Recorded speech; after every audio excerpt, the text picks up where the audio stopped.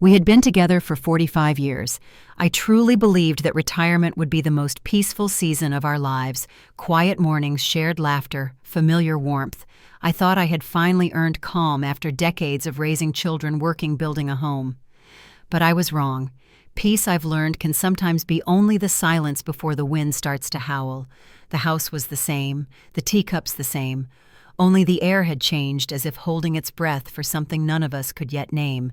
And I could feel it coming. My name is Helen Parker. I'm 70 years old, a retired math teacher, a wife who believed she knew every line on her husband's face. Robert Parker. My husband is 72. For more than 4 decades, he managed a manufacturing plant, steady, disciplined, respected. When he finally retired, a generous pension arrived along with the promise of rest. We planned small trips, Italy in the spring, Maine in the summer, and simple pleasures like repainting the kitchen or planting roses behind the porch. Our 2 children, grown and living far away, called on weekends. The house felt too quiet sometimes, but not lonely, just comfortably still. For the first time in our lives, we could simply be. I thought those quiet mornings and shared dinners were proof that love had survived everything: mortgage, illness, lost time itself. I believed we were safe from change. But change doesn't knock.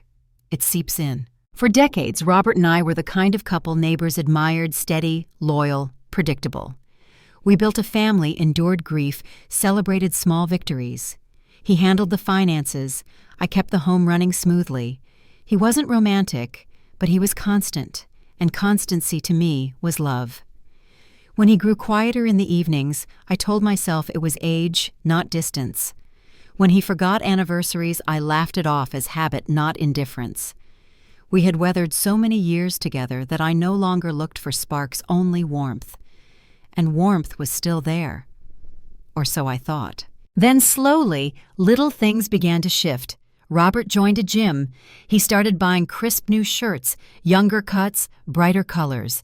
He changed his cologne to something sharper, something unfamiliar. He began leaving the house after dinner, saying he was meeting old friends from work. At first I was glad.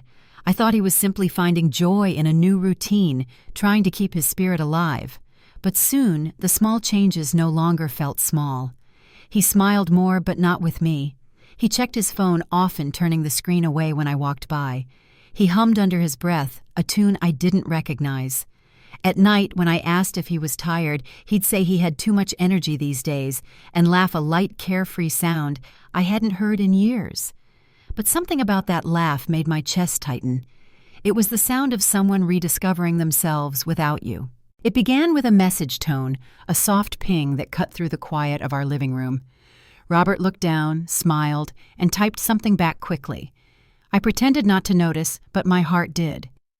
Each time his phone lit up, his eyes lit with it. There was a gentleness in his smile I had not seen for years, and for the first time in my life, it wasn't mine. I told myself I was being foolish, 70 years old and still jealous like a girl. But beneath that reasoning was something primal, a woman's instinct that her life's foundation was quietly cracking. When you've shared a bed for 45 years, you learn to feel the difference between a breath of sleep and a breath of secrets. And I could feel secrets growing between us like roots under floorboards. That evening, the wind outside was gentle, but inside something shifted forever. We sat at the table, the lamplight pooling between us like a quiet sea. Robert set down his cup of tea, hands steady, voice careful. "Helen," he said softly, "I think we should have some space. I just want a little freedom for myself." The room didn't move, but the world did. I looked at him, the man who had shared my youth, my children, my life, and all I saw was distance.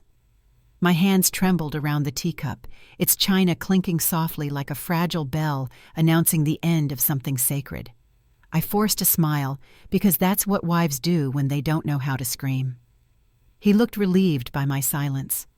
Outside, the rain had begun to fall soft and steady, washing over the windows, as if the sky knew what I did not yet dare to say, that the storm had already begun. The days that followed were strangely quiet.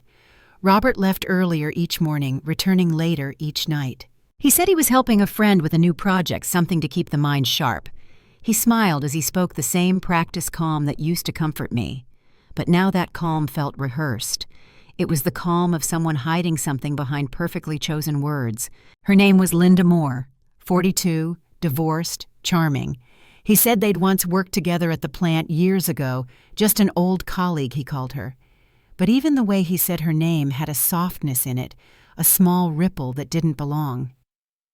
Linda was everything I no longer was. Lively, spontaneous, unburdened by time. She spoke fast, laughed easily, and looked at the world as if it were still opening before her. I saw her once by accident when she came to pick him up. Bright lipstick, tight curls. The kind of woman who filled a room without asking permission. She waved at me, friendly, confident, as if she already belonged somewhere she shouldn't. And in that wave, I felt something inside me sink. Robert told me that Linda had a brilliant idea. A company, he said, Golden Future Investments, a retirement venture helping seniors grow their savings. She's been through a lot, he explained, his voice softening. Divorce, layoffs. She just needs a partner she can trust. He said Linda was the kind of woman who never gave up, who could make something out of nothing. He admired that about her. I remember the exact moment he said those words. Admired.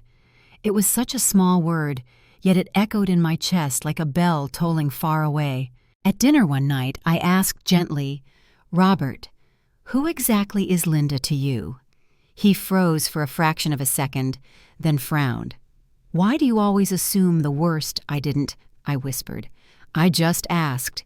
He sighed, long, dramatic, as if the weight of my question was heavier than his own guilt. You've become so suspicious lately, Helen. Can't I have a female friend? His tone was sharp, almost cruel. I'd seen that tone before, but never directed at me. That night he didn't finish his meal. He left saying Linda needed help finalizing a proposal. The door closed softly behind him. The sound lingered like an unanswered prayer. Weeks passed. The hours he spent at work stretched into entire days. When he came home, his clothes carried a faint trace of perfume, not strong, just enough to remind me I wasn't imagining it. He looked happier, lighter, younger, and I looked like the ghost of the woman he'd left behind while still sitting beside her. One afternoon, while dusting his desk, I found a folded receipt tucked beneath a stack of papers. It wasn't hidden, just carelessly forgotten like a secret, too comfortable to fear discovery. The paper read, Bank of Boston Transfer, $50,000 reference Golden Future Project, authorized by Robert Parker. My hands shook as I held it. $50,000. Our savings.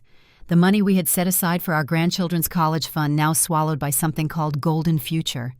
For a moment, I couldn't breathe. The room seemed to tilt the air thick with betrayal that still refused to name itself. That evening when Robert returned, I tried to stay calm. I told myself, he's just trying to stay busy. He needs a purpose. Maybe this investment, this friendship was harmless, just an old man's way of feeling young again. But deep down, I knew better. Because betrayal doesn't always roar. Sometimes it whispers. Sometimes it hides behind paperwork and polite smiles. Sometimes it wears the face of someone you used to love. He talked about Linda through dinner, his eyes bright. Linda says the project could really take off, he said. She's incredible, Helen. You should meet her properly sometime. I nodded, pretending to listen while the words sank like stones. He didn't see the way my fingers gripped the edge of the table, the way my pulse trembled in my throat. He didn't see because he wasn't looking anymore. Later that night, as he slept, I sat in the kitchen under the dim light. The receipt lay on the table between my hands. I stared at his signature bold, confident, the same hand that had once written love notes in our youth. I traced it with my fingertip until the ink blurred through my tears. Somewhere inside me, something cracked, quiet but irreversible. It wasn't rage, it wasn't even jealousy. It was the grief of realizing you're no longer part of someone's future, only their past. When dawn came, the light poured gently through the curtains. Robert stirred, unaware of the storm gathering inside me. He smiled, kissed my cheek, and said, "Don't wait up for me tonight. Linda and I have a meeting with potential investors." I nodded as if the words didn't pierce straight through my chest. I made him breakfast the same as always, toast, eggs, coffee, but my hands trembled as I set the cup down. He didn't notice. He never noticed. Sometimes betrayal doesn't begin with a kiss. It begins with a signature, one line of ink, one quiet decision, and a lifetime of trust rewritten. A week later, Robert surprised me with an invitation. He said there was a retirement investors conference downtown, a gathering for seniors looking to build financial freedom. He insisted I come. "It'll be good for us, Helen," he said, cheerful, almost boyish. "You'll see what I've been working on." For a moment, I wanted to believe him. Maybe this was his way of including me again, of sharing a part of the life I thought he'd locked away with someone else. So I put on my navy dress, the one he used to say made me look elegant, and followed him out the door. The autumn air was crisp kind, as if it didn't yet know the cruelty waiting inside that hall. The conference room shimmered with gold banners and polished smiles. Dozens of retirees sat in rows listening to bright young hosts talk about building the future. And there she was, Linda Moore, standing at the center of the stage, radiant under the spotlight. Her laughter filled the room like perfume, and on her arm was Robert. She leaned close, resting her hand on his, introducing him to the audience. "My partner," she said proudly, voice confident, eyes glowing. The crowd applauded. I stood frozen applause echoing around me like thunder inside a church. Robert smiled. He didn't correct her. He didn't even look my way. In that moment, I realized betrayal doesn't always hide. Sometimes it takes the stage. When people turned to look at us, they smiled politely. One woman whispered, "What a lovely couple." Another said, "They make such a striking pair." And I, the real wife, stood 3 rows back, invisible. It was like watching someone else live my life, wearing my memories, my man, my years. I wanted to speak, to say he's mine. But my voice didn't come. All I could hear was the sound of polite laughter, the hum of cameras, the applause for a story that was never theirs to tell. In their eyes, I wasn't part of the picture anymore, just a shadow at the edge of their perfect frame. The realization settled quietly.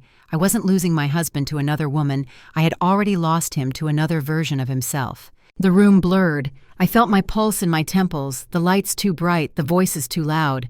I turned and walked out before anyone noticed. Outside, the sun was setting sharp orange, bleeding into the gray of early evening. I hailed a taxi, climbed in, and stared out the window as the city slid by in silence. No tears, just stillness. The driver asked, "Rough day, ma'am?" I smiled faintly. Something like that. When you've spent decades building a life, it doesn't collapse with noise. It collapses quietly like an old house sinking into the earth one sigh at a time. By the time I reached home, I felt emptied.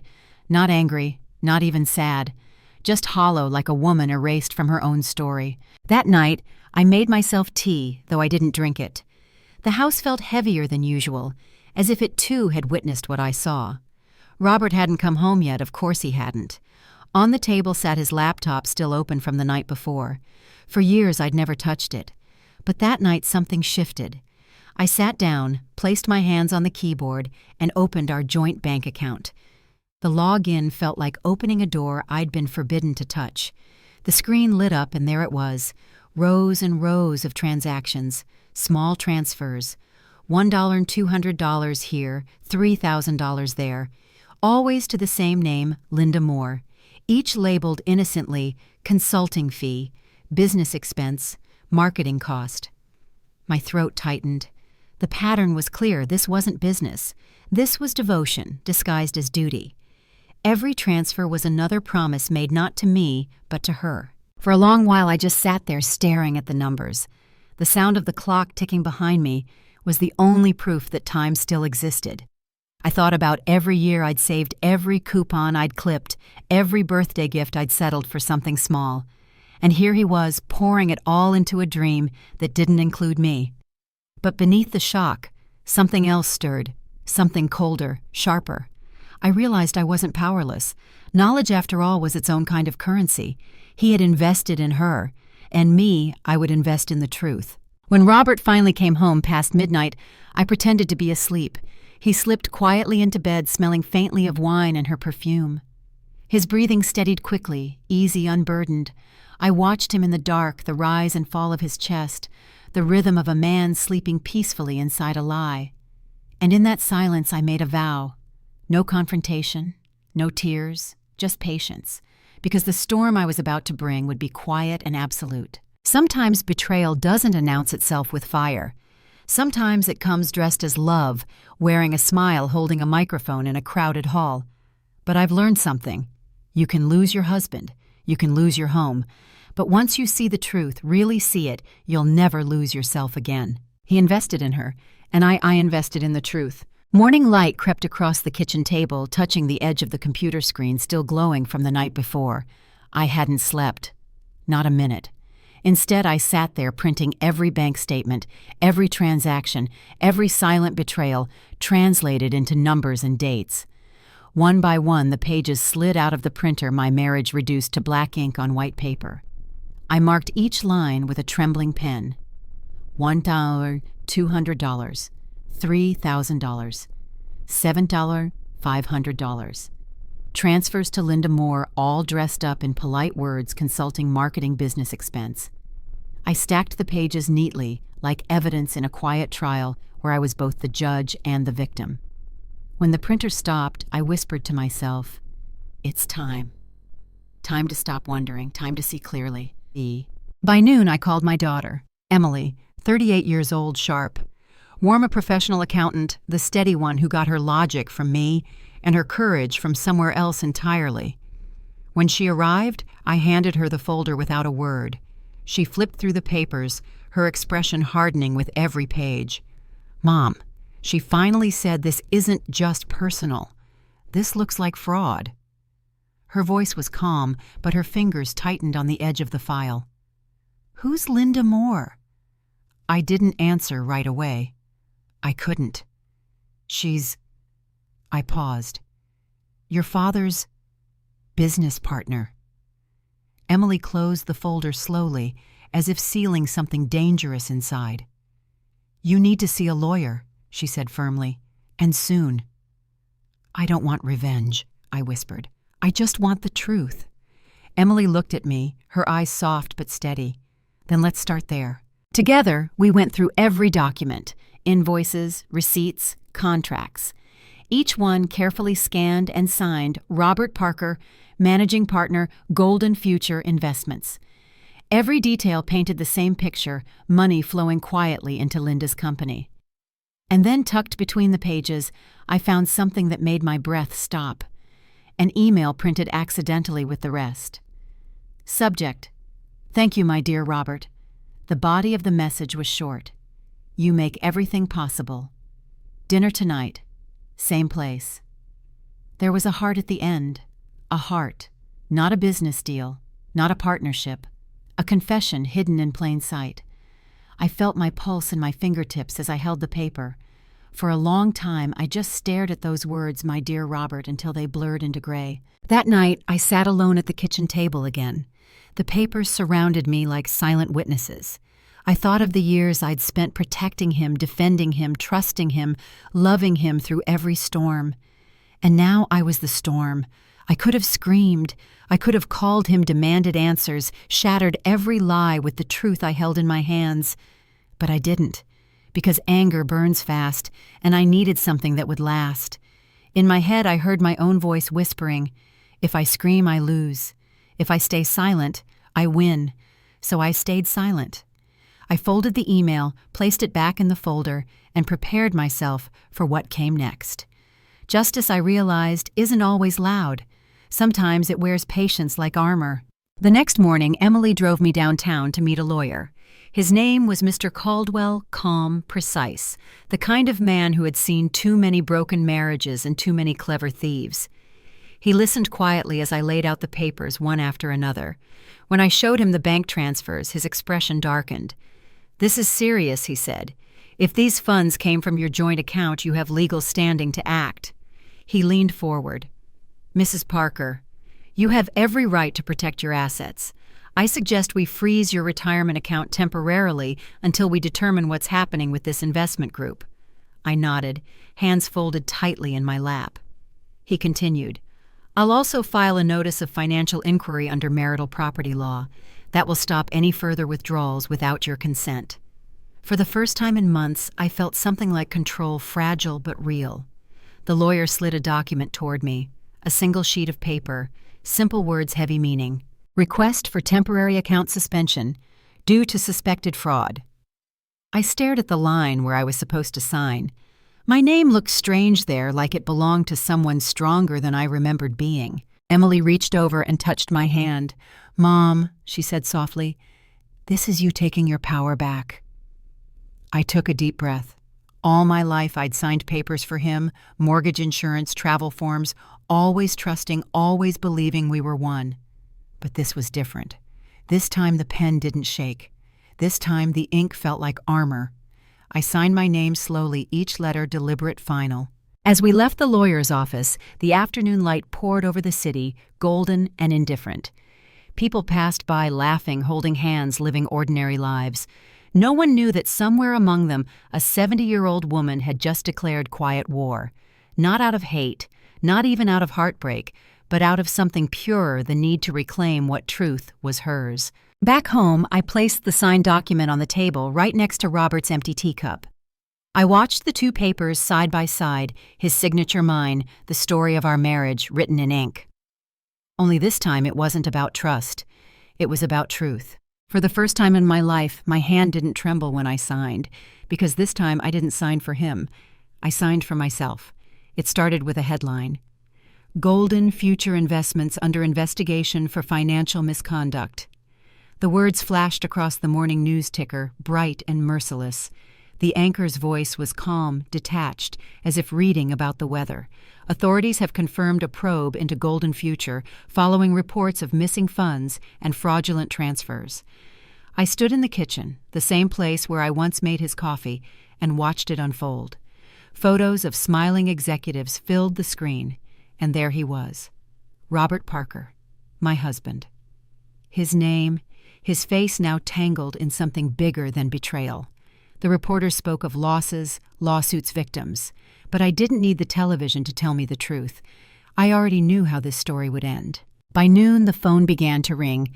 Again and again, Robert's name lit up on the screen 10, 15 times in a row. When I finally answered, his voice trembled. "Helen, you have to help me. They froze everything, our accounts, the house, even the pension." I said nothing. "Helen, please, you don't understand." Linda handled the paperwork. I didn't know I cut him off, my tone, steady, almost gentle. "Robert," I said, "from now on, please speak to my lawyer." There was silence. Then a small, broken sound, the sound of a man realizing the one person who always forgave him wasn't going to this time. He tried again.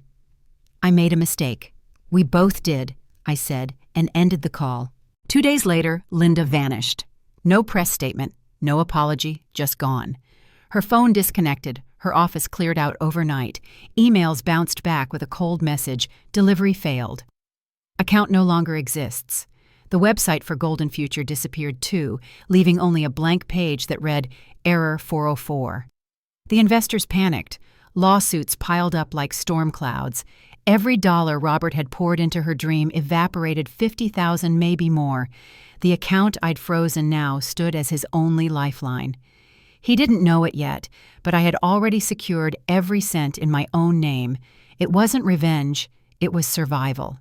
When he came by the house that weekend, he looked older, not by years, but by decades. The confident man who once lectured me about living a little now stood at the door like a ghost of himself. His hair was disheveled, his suit wrinkled. He didn't ask to come in. He just stood there holding a stack of legal papers, his eyes wide and lost. "She's gone," he said. "Linda's gone." I nodded slowly. "I know. She took everything, Helen. Every cent. Even my reputation." I didn't answer.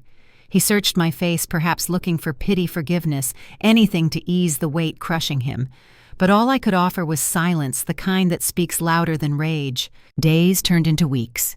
The investigation deepened. Robert's name appeared in every report, not as the villain, not as the hero, just another fool blinded by admiration and greed. He stopped answering calls. Neighbors said they saw him walking alone at night, his shoulders slumped, his eyes unfocused. The gym membership he once bragged about expired. The new shirts hung unworn in the closet. He had traded everything, his dignity, his peace, for a promise that never existed. And I watched from a distance. Not with joy, not with vengeance, just with the quiet understanding of someone who had finally stepped out of the storm. I didn't celebrate his downfall, because what was there to celebrate? He wasn't my enemy, he was simply the man who built his own prison one signature at a time. Sometimes the greatest justice is letting someone face their own reflection. Each morning I sat by the window with my tea, the same seat where I once waited for him to come home. Now I waited for nothing. Peace, real peace, doesn't come from forgiveness or punishment. It comes from knowing you no longer owe anyone your pain. I watched the sun rise and thought about everything we had built and everything we had destroyed. I had spent years holding on. Now I was learning to let go. Robert sent one final letter. No excuses, no blame, just a few words written in his uneven hand. "I'm sorry, Helen. You were right about everything." I folded it neatly and placed it in the drawer with the rest of the documents, not out of nostalgia, but closure. He had finally said what I'd waited decades to hear, but it no longer mattered. I had already moved beyond needing his apology. Sometimes the world punishes us better than we ever could, and sometimes the silence that follows is the only mercy left. Because in the end, the truth doesn't need to shout.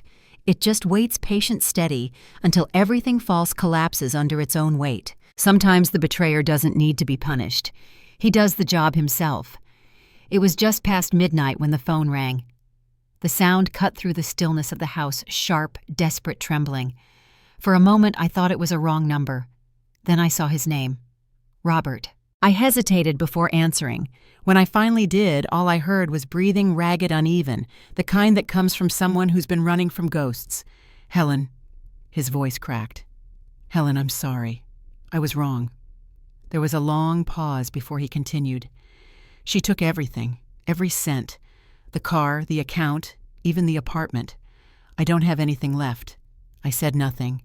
The silence between us felt like a lifetime, 45 years collapsing into one phone line. He whispered again, "I don't know where else to go." I closed my eyes and said softly, "I'll come." The next morning I went to find him. He was living in a small rented apartment on the outskirts of town. A single bulb flickered weakly from the ceiling. The air smelled of stale coffee and regret. He opened the door, his face unshaven, his clothes wrinkled, eyes hollow like burnt-out coals. The man who once cared about pressed shirts and polished shoes now stood barefoot on a dirty floor. The dining table was bare, no plates, no warmth, just a single empty glass. He tried to smile, but it came out crooked. "I was going to call again," he murmured, "but I wasn't sure you'd pick up." I looked around the room. The walls were covered with silence. There was no trace of the man I once knew, only what was left of him. He sat down, hands trembling. "I don't even know where to begin," he said. "Maybe start with the truth," I answered. He nodded slowly, eyes glistening. "She lied to me, Helen. Everything she said, the business, the promises, all of it. She just wanted the money. I thought she cared." I didn't reply. He went on, voice breaking. "I lost everything. The investors hate me. The lawyers want answers I don't have. I wake up every day wishing I could undo it all." He looked up at me, then searching my face for something, maybe forgiveness, maybe mercy. "Helen," he whispered, "I was a fool. I traded our life for a lie. I know I don't deserve it, but can you forgive me? Can we start again? I just want to come home." For a long time I said nothing. Then I looked at him, truly looked, and I realized something I hadn't before. He wasn't the villain anymore. He was just a broken man standing in the ruins he built himself. "Robert," I said quietly, "do you remember the night you told me you needed freedom?" He blinked, unsure. "You said you wanted space. You wanted to breathe, to feel alive again." He nodded, ashamed. I held his gaze. "Well," I said, my voice calm, almost gentle, "now you have it." He stared at me confused. "You're free, Robert. Completely free. Free from marriage, from duty, from the life you said was suffocating you. And look where that freedom brought you." He tried to speak, but his throat caught. Tears filled his eyes, the first I had ever seen in decades. "Helen, please, don't leave me like this." I wanted to say something kind, something soft, but truth doesn't come wrapped in comfort. So I simply said, "I'm not leaving you. You left long ago. I'm just catching up." For a moment, neither of us moved. The sound of the refrigerator hummed faintly in the background, filling the space where love used to be. He dropped his face into his hands. The sobs came quietly at first, then deeper, heavier, the sound of a man finally meeting the weight of his own choices. And as I watched him, I felt something unexpected, not anger, not triumph, but pity. Because pity, unlike love, asks for nothing. It just watches, it understands, and then it lets go. I stood up and looked around the small apartment one last time, the scattered papers, the cold dishes, the man who used to be my whole world. I reached for my purse. He looked up, eyes red. "Where are you going?" "Home," I said simply. He tried to rise, but I stopped him with a small gesture. "Robert, I did love you. For most of my life I did. But love isn't a rescue boat. It's a bridge, and you burned it yourself." He didn't follow me. He couldn't. He just sat there staring at the floor, whispering apologies to no one in particular. When I reached the door, I paused. For a moment, the years rushed back: our first house, our children, the sound of his laughter before time changed us. I could have turned back. But some stories deserve their ending. I closed the door behind me gently. No anger, no noise, just the soft click of finality, the sound of peace returning. Sometimes endings don't need fire or fury. Sometimes they come quietly with a hand on the doorknob and a heart finally at rest. That night I slept without dreams, because at last I had woken up. After Robert, the house became quieter than ever. But it wasn't an empty quiet anymore. It was peaceful. The kind of silence that doesn't ache, but heals. Each morning, sunlight spilled through the kitchen window, warm and golden. And for the first time in years, I didn't wake to the sound of someone else's needs. I woke to my own thoughts, to my own life. One afternoon, while walking past the park, I saw a man sitting alone on a bench, staring at nothing. He wore a wedding ring on a hand that trembled slightly. Next to him was a folded newspaper, untouched for hours. Something in his stillness felt familiar, the same quiet loneliness I had carried for so long. That evening, as I brewed myself a cup of tea, an idea came to me. What if there was a place where people like him, people like me, could belong again? That was the beginning of the Golden Hour Cafe. I decided to use the remainder of my retirement savings not to secure the future, but to give the present meaning. Emily tried to talk me out of it at first. "Mom, you've been through enough. You should rest." I smiled. "I've rested my whole life, darling. Now I want to live." Together, we found a small shop at the corner of Maple Street, old bricks, creaky floors, and a front window that caught the afternoon sun just right. The lease was modest, the space humble. But I saw what it could be, a place where time slowed down, where the forgotten could feel seen again. I called it Golden Hour, that fleeting moment before sunset when the world turns to honey and everything looks softer than it really is. It felt like the right name for a second chance. The decor came slowly built with love rather than money. I hung old family photos on the walls, not just mine, but donated portraits from others who wanted their memories to live somewhere. A shelf of used books lined the corner next to a small, slightly out-of-tune piano I bought from a church auction. The smell of fresh bread and cinnamon filled the air every morning. By the window sat a vase of daisies, always replaced by hand-small proof that someone cared. There were no fancy menus, no Wi-Fi signs, just warmth, coffee, and the quiet comfort of being together. On opening day, only a handful of people came. Most were curious neighbors, others retirees wandering by. I greeted each one with tea, a smile, and a story. By evening, I thought that was all. But just before closing, an old man walked in, slow, careful, holding his hat to his chest. He ordered nothing. He simply stood there, looking around as if the walls themselves were memories. Finally, he said, "My wife used to love this hour of the day." We'd sit by the window and watch the sun fade. His eyes glistened. Then he smiled faintly. "Thank you for bringing it back." He sat down near the piano, not to play, just to listen to the quiet hum of the place. And I realized something: this cafe wasn't about coffee. It was about belonging. Soon, Golden Hour became a small sanctuary for the lonely and the healing. Widows came with their knitting, widowers with their stories. Young people stopped by to listen, to learn, to share a piece of time with those who had seen so much of it already. We hosted little readings, shared poems, even played songs from old records. Sometimes people came just to sit in silence, and that was enough. Because silence, when shared, becomes something different. It becomes connection. Every night as I wiped the tables and turned off the lights, I'd stand by the door and look around at the photos, the books, the piano, the people who lingered even after closing. This was no longer a life I was surviving. It was one I was building. There were moments, of course, when Robert's face flickered in my memory, but they no longer hurt. They were simply part of my story, a chapter that had ended so another could begin. I realized I didn't need to forgive him to find peace. I just needed to create something better from the wreckage he left behind. One afternoon, I found the same man from opening day sitting by the window again. He smiled when he saw me.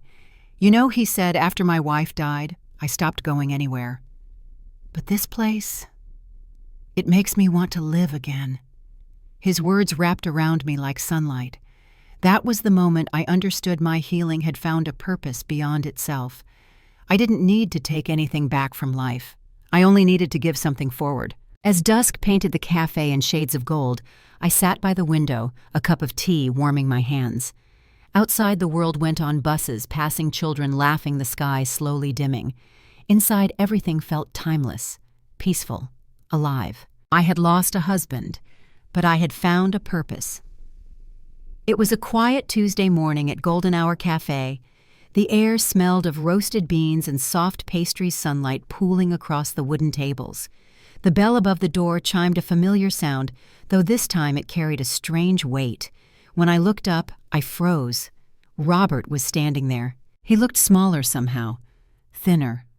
His once steady shoulders had folded inward as if the world had been pressing on them for too long. His hands were clasped in front of him awkwardly. "Hello, Helen," he said softly. For a moment, neither of us spoke. Then he looked around the cafe, the photos, the piano, the soft hum of conversation, and smiled weakly. "It's beautiful," he murmured. "You did this." I nodded. "Yes, I did." He hesitated, then cleared his throat. "I need a job," he said quietly. "No one will hire me. My name's been blacklisted after the investigation.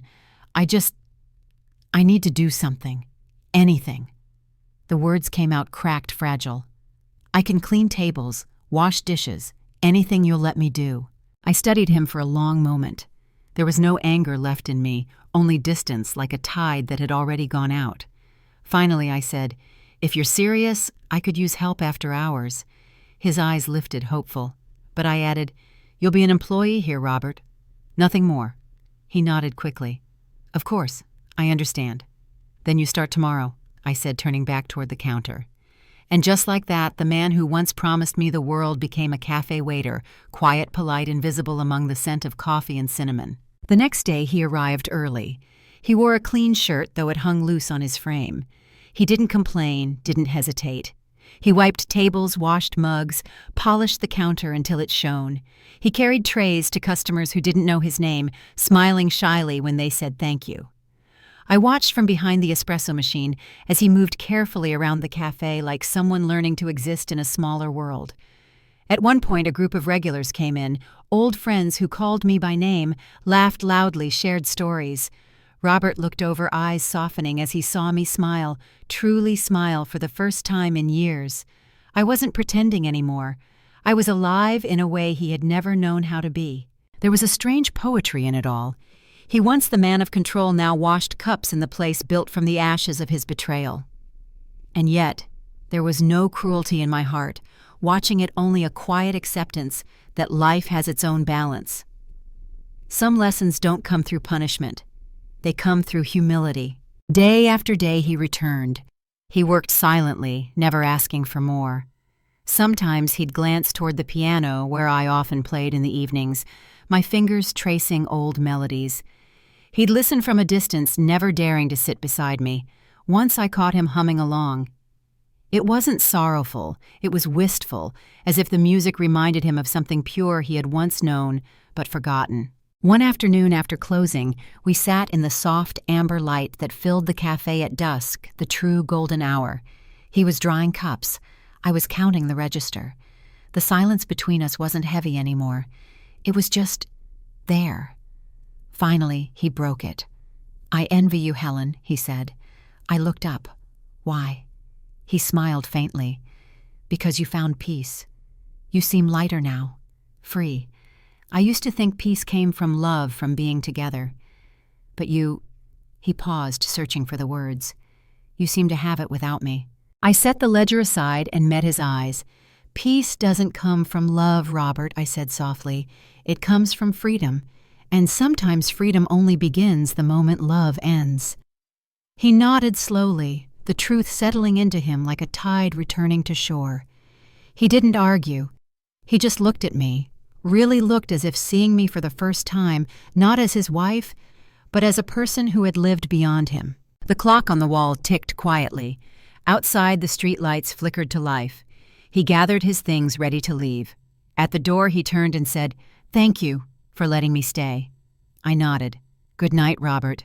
He lingered for a second, then stepped into the cool evening. Through the window, I watched him pause beneath the street lamp. He stood there for a long time, motionless. Then slowly, I saw his hand move to his face. He was crying, not loudly, not bitterly, but quietly, the way someone cries when they finally understand what they've lost. He wasn't crying because he'd lost a wife. He was crying because he'd lost a friend. And I, sitting inside the cafe, bathed in golden light, felt nothing but peace. The letter came on a gray morning, a court summons. After months of silence, Robert was taking me to court. He was demanding a portion of my remaining retirement fund, the same fund I had rebuilt after everything he destroyed. His lawyer claimed that despite marital separation, the assets accumulated during their years together remained jointly owned. I stared at the papers for a long time, not angry, not afraid, just tired. Justice, it seemed, was still waiting for its final act. The courtroom was colder than I expected. Wooden benches, fluorescent lights, the faint echo of footsteps against marble floors. Robert sat at the opposite table, older, grayer. His hands folded like a man praying for mercy. When our eyes met, he looked down. His lawyer spoke first, weaving words about fairness, shared labor, and the moral right to a second chance. I listened quietly, my hands resting on the same folder that had once changed everything, the evidence I'd kept locked away, patient as time. When it was my turn, I stood. The judge's gaze was sharp, but kind. I opened the folder and laid each page carefully on the table. Bank statements, transfer receipts, signed contracts from Golden Future Investments, and finally, the email that had started it all. "Thank you, my dear Robert." Each document spoke louder than any accusation. Each line of ink told a story of betrayal, greed, and deliberate deception. "This," I said calmly, "is not a man who lost his savings. This is a man who gave them away." The room went silent, except for the faint rustle of paper. Robert's lawyer tried to object, but the evidence spoke for itself. Sometimes truth doesn't need volume, only clarity. After hours of deliberation, the judge returned with the ruling. Her voice was steady, unshaken. "The court finds sufficient proof that Mr. Parker willingly transferred marital assets to a fraudulent enterprise under his sole authority. Therefore, Mrs. Parker retains full legal ownership of the remaining funds." A simple sentence. But to me it sounded like a door closing, gently, firmly, finally. Robert didn't look up. He just nodded once, defeated. The gavel struck, and just like that, justice arrived not with thunder, but with stillness. Outside, the air was bright, almost too bright after the grayness of the courtroom. Reporters waited by the steps, notebooks in hand. They'd caught wind of the story, not the scandal, but the transformation. One of them, a young woman with kind eyes, asked Mrs. Parker, "How does it feel to win?" I thought for a moment before answering. "It doesn't feel like winning," I said. "It feels like closing a chapter." That evening, a small headline appeared in the local paper, "The Woman Who Turned Betrayal into Purpose." It showed a picture of me standing outside Golden Hour Cafe, holding a cup of coffee, sunlight spilling over the sign. I didn't read the whole article. I didn't need to. For once, the world could tell the story however it wanted. I had already lived the truth. Already lived. That night, I sat by the cafe window, watching the glow of the street lamps reflect off the glass. My reflection looked older, but not broken. I wasn't proud. Pride had nothing to do with it. What I felt was lighter, as if I had finally set something down that I'd been carrying for too many years. Justice, I realized, isn't about revenge or recognition. It's about balance, about restoring what was taken, not just money, but dignity, and perhaps a bit of peace. Robert never came back to the cafe after the verdict. Emily told me he had moved to a smaller town near the sea. He lived quietly teaching chess at a community center, sometimes writing letters he never sent. I didn't hate him. I didn't miss him either. We were two people who had finally stopped owing each other anything. When the cafe closed that evening, I turned off the lights and stood in the dark for a moment. Outside, the last traces of sunset faded that fragile hour of gold, giving way to night. And in that quiet, I heard my own heart speak, not in anger, not in sorrow, but in calm. You made it through. Justice doesn't come with noise or applause.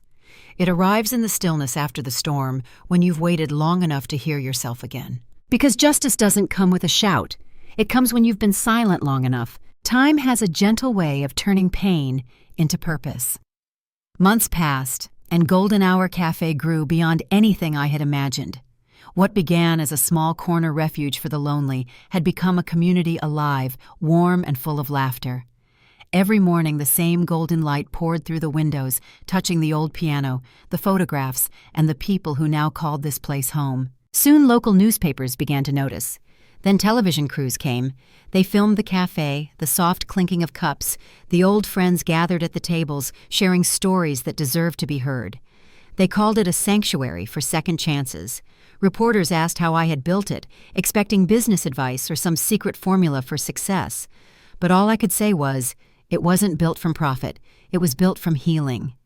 The cameras caught the quiet strength in my voice, the kind that only comes after surviving a storm. One afternoon during an interview, a young journalist asked me, "What would you say to women who've lost everything?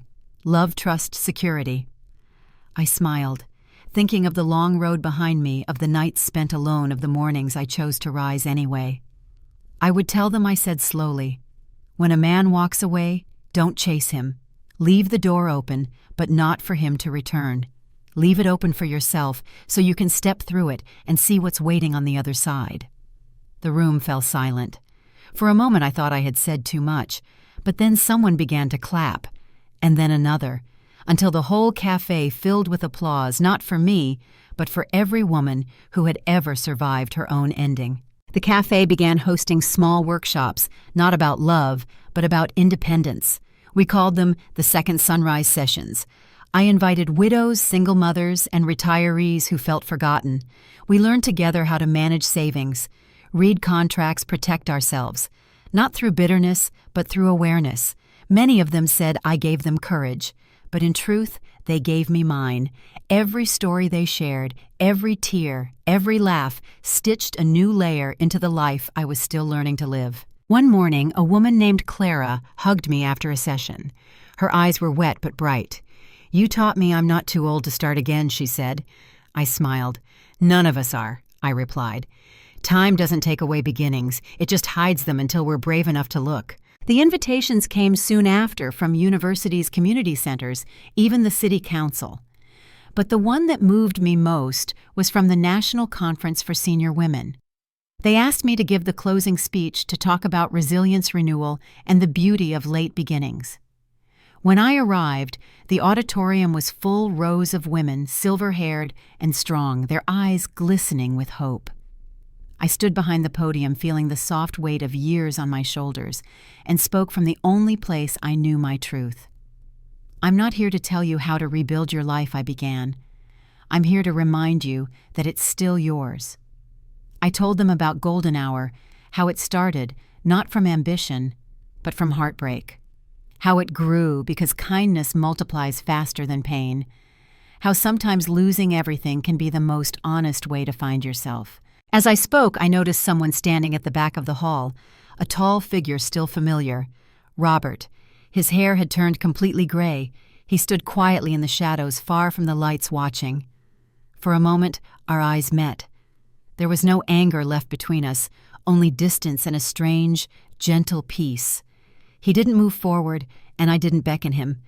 We didn't need words anymore. We had already said everything there was to say in another lifetime. He smiled faintly, almost proud, and then slipped away into the crowd. And just like that, he became part of my past again, soft, distant, harmless. When the applause came, it was thunderous.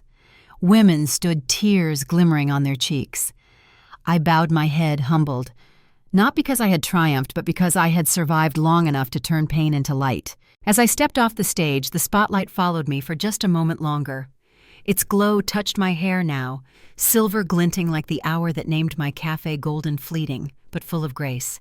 And in that light I understood I hadn't rebuilt my life. I had transformed it. Because sometimes justice ends a story, but purpose begins one. And as the audience rose to their feet, the golden light caught my reflection. An old woman smiling softly, finally, at peace. The years drifted gently, like leaves on a calm river. Golden Hour Cafe continued to glow, not just with light, but with life. It had become more than a cafe now.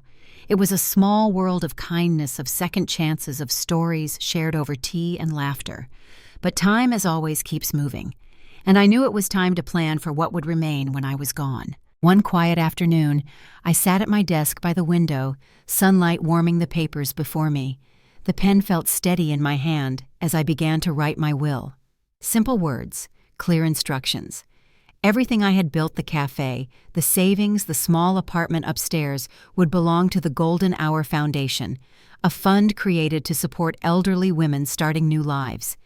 Its mission to give them not charity but tools, financial education, small business grants, mentorship. I wrote the name slowly, smiling at how right it felt. This was no longer about revenge or even healing. It was about legacy, a gift that would outlive me. That evening, I called Emily to the cafe after closing. She was taller now, more confident, her hair streaked with the same silver I once tried to hide. Over cups of chamomile tea, I told her about the will. She listened silently, then said, "Mom, you don't have to give it all away." I smiled. "I do, sweetheart, because it was never just mine." She frowned. "I still can't forgive what he did." I reached across the table, touched her hand. "Then, don't rush it. Forgiveness isn't about him. It's about freeing yourself." She looked down, tears glimmering. "Men can hurt us," I said softly, "but don't hate them. Learn from them. Never hand over the key to your finances or your peace to anyone but yourself." Emily laughed through her tears.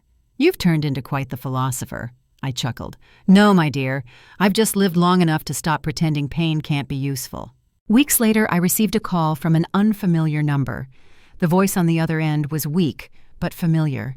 "Helen, it's me, Robert. He was ill, a failing heart, the doctor said. He wanted to see me." For a moment, I hesitated. Then I heard something in his voice I hadn't heard in decades, humility. So I went. He was lying in a small hospice room near the sea. The air smelled faintly of salt and antiseptic. When he saw me, he smiled, fragile, grateful. "You came," he whispered. "I said I would, didn't I?" I replied. He tried to reach for my hand. I let him. It was no longer about punishment. It was about closure. For 3 days I stayed. I made his tea the way he liked it, 1 sugar, a slice of lemon. I read him the newspaper talked about the cafe, the people who found joy there.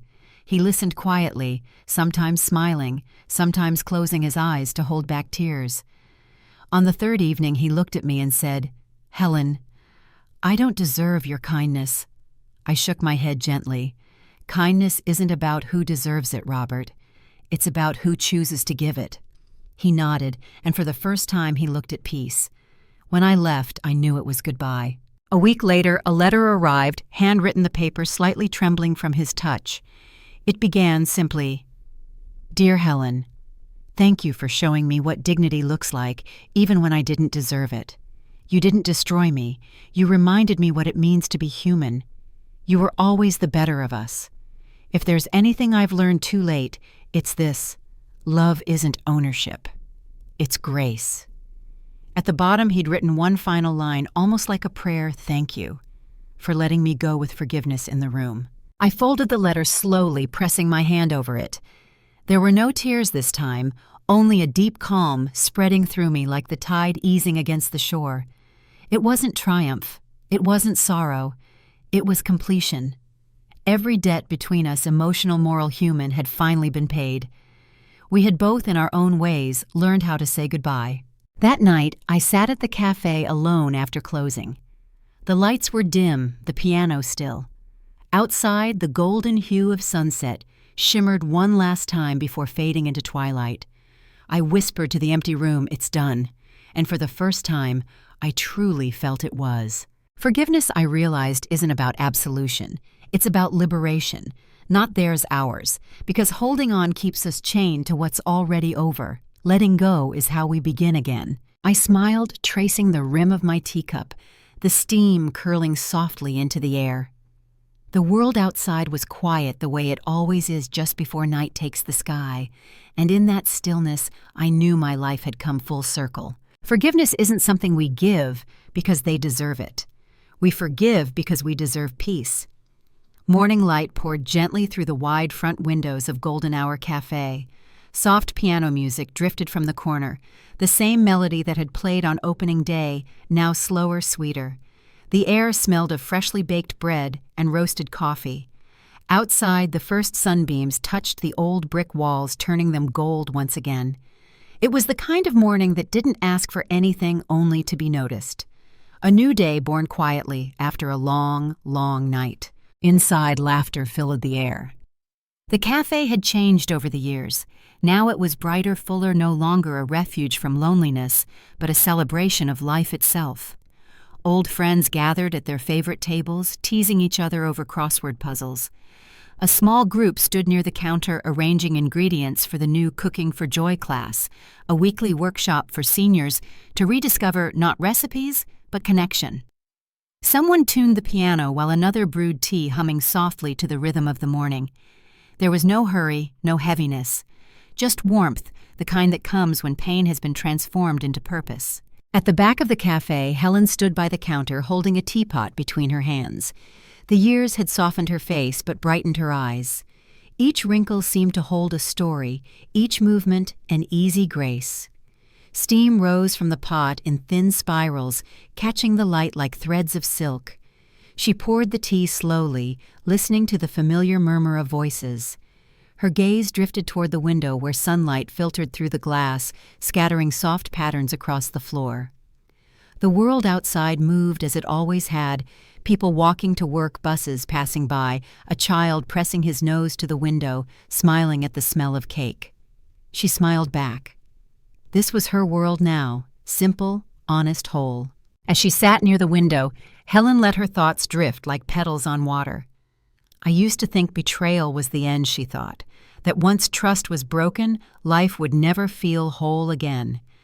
But sitting here surrounded by warmth, she knew better. It wasn't the end. It was the beginning, the first page of freedom. Every fall, every scar, every sleepless night had carried her here. She had rebuilt herself not from rage, but from grace. Pain had not destroyed her. It had refined her like gold in the fire. She took a sip of tea and smiled to herself. Life, she realized, had never been about what she lost. It was about what she had chosen to become afterward. Near the counter, Emily was teaching a small group of newcomers how to bake scones, her laughter echoing like sunlight on water. Helen watched her daughter move with confidence, her gestures calm and assured. She had grown into the kind of woman who didn't need saving, only space to shine. And Helen felt proud of the lessons she had passed on, not through words, but through example. To live again, to trust again, to open the door even after the storm had passed. The day moved softly golden, from beginning to end. As the last customers left, Helen tidied the tables, her movements unhurried. She wiped the counter, turned off the lights, and stood in the doorway one last time, gazing at the setting sun, painting everything in hues of amber and rose. The world outside seemed perfectly still, as if holding its breath for her. She reached for the small wooden sign she'd prepared earlier that week and hung it gently on the door. It read, "Happiness served daily. Simple, true, eternal." She stepped back to look at it and felt something inside her settle completely. For the first time in her life, there was no unfinished story, no unresolved ache, only peace soft and golden like the hour she'd named her dream after. Helen turned off the last light and whispered to the quiet room, "This is what freedom looks like." Then she smiled, the kind of smile that only comes from surviving everything and still choosing kindness. The golden hour had passed, but her light would remain. Outside, the sun rose higher, spilling across the empty tables, the piano, the books, the laughter that lingered in the walls. Golden Hour Cafe wasn't just a place anymore. It was an idea that no matter how dark the storm, dawn will always come. He lost money. I found meaning. That's the real retirement.